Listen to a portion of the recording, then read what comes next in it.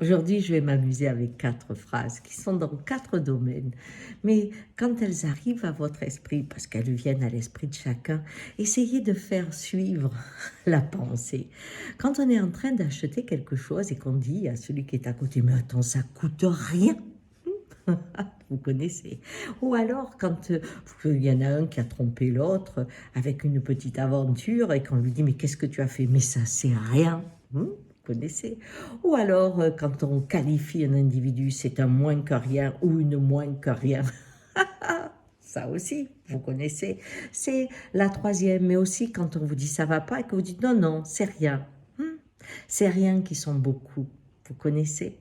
Quand aujourd'hui j'ai cette idée, quand je vois quelque chose et que je regarde le prix et que ma phrase « Oh, mais ça coûte rien » arrive, tout de suite mon attention est éveillée dans d'où ça vient, qui le fait.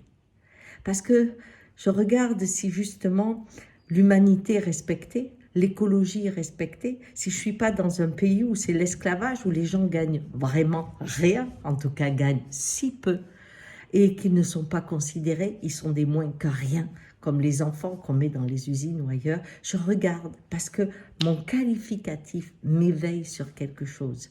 Et quand dans un couple on dit ça c'est rien, non, ça ne peut pas être rien. On dit quelque chose quand on va ailleurs. Que ça ne détruise pas la relation, c'est possible, mais ce rien, vraiment, est très important. De la même façon, être un moins que rien, mon Dieu, c'est la pire des qualifications que l'on peut donner à quelqu'un, être un moins que rien.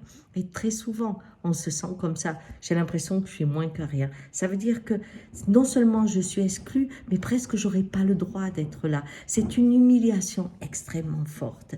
Et quand quelqu'un souffre et qui vous dit non, c'est rien, alors que vous voyez qu'il va mal, vous savez à ce moment-là qu'il est enfermé dans beaucoup. Il est enfermé dans quelque chose, dans sa douleur, qui n'a jamais le droit d'avoir accès. Vous voyez, ces petits riens, ce mot rien, raconte beaucoup de choses. Et je vous conseille de le prendre comme fil conducteur de la pensée, parce que souvent, il transformera vos actes et votre relation à l'autre. Au revoir.